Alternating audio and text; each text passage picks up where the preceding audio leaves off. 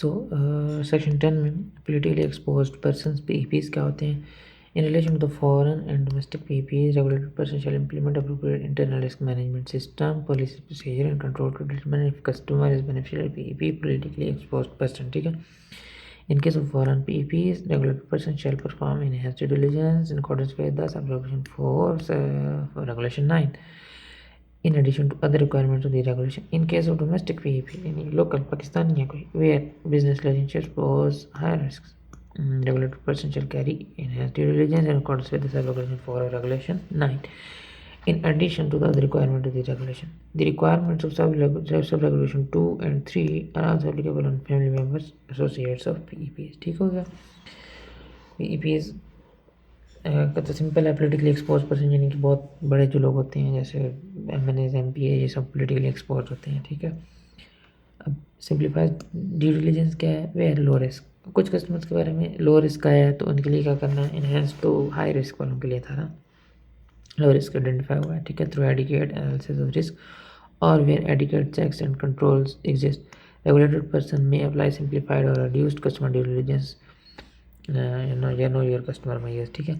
The decision rate customer low risk shall be justified in writing by the regulated person in low risk cases may include but are not limited to the following: regulated person and banks provided subject to requirement of the combat money laundering and terrorist financing consistent with the FATF recommendation and are supervised for compliance and those requirements। ठीक है।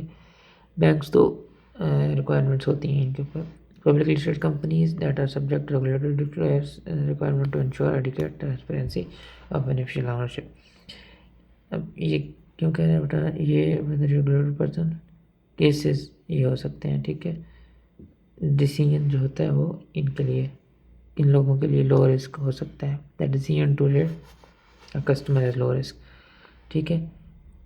Cases ये वाले cases हैं सारे। Public interest company insurance policies हो सकती हैं for pension schemes if there is no early surrender option and policy can not be used as collateral. Life insurance policy where premium is low an annual premium of less than 100,000, single premium less than 250। ठीक है। And group insurance policies में भी risk लो होता है, हो सकता है। Pension super एनुएशन, इस तरह पेंशन फंड से रिलेटेड चीज़ें जो होती हैं वो सारी लो रिस्क होंगी। Financial products services that provide appropriately defined and limited service for certain types of customers so as to increase the access for financial inclusion purposes। ठीक है।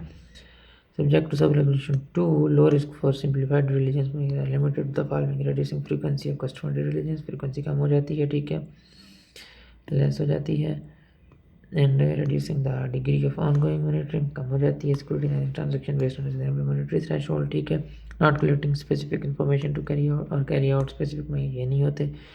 तो ये सब सिंप्लीफाइड ड्यू डिलिजेंस में होता है। Provided that simplified due diligence में ये not acceptable whenever there is a suspicion of money laundering, ये नहीं हो सकती जब टेररिस्ट फाइनेंसिंग या मनी लॉन्ड्रिंग हो, तो फिर EDD ही होता है, वो लाजमी है। ठीक है।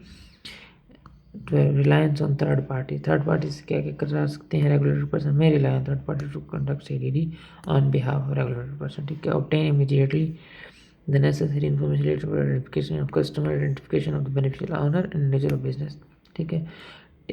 ये थर्ड पार्टी फ्रीलांस के लिए जो स्टेप्स हैं, take steps to satisfy itself copies of identification data and the relevant documentation CDD requirement will be made available to the third party upon request without delay। ठीक है। satisfy itself that a third party is regulated and supervised or monitored for and has measures in place for compliance with CDD and record keeping requirement in line with those regulations। Maintain data information confidentiality, ये सब करना है कि with मतलब third party data leak कर देना, तो ये भी एग्रीमेंट उनके साथ रखना है। सही है। When determining in which countries the third party that meets a condition can be based, regulated person should have regard to information available on the level of countries। For regulated person that rely on third party that is part of same financial group, उसी group का हिस्सा हो। ठीक है। The group should apply CDD and record keeping requirement and programmes against money laundering and terrorist financing according with those regulation. ये अभी हम क्या कह रहे हैं इसको देखते हैं। The when determining in which countries the third party that meet the condition can be based.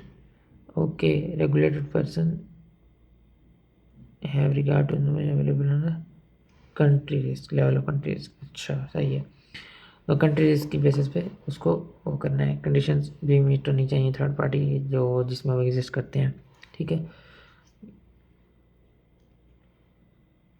So for regulated persons that rely on third parties, अगर थर्ड पार्टी ग्रुप का हिस्सा है तो वो फिर उनकी अपनी रिकॉर्ड कीपिंग रिक्वायरमेंट होनी चाहिए, ठीक है, रिकॉर्ड कीपिंग रिक्वायरमेंट।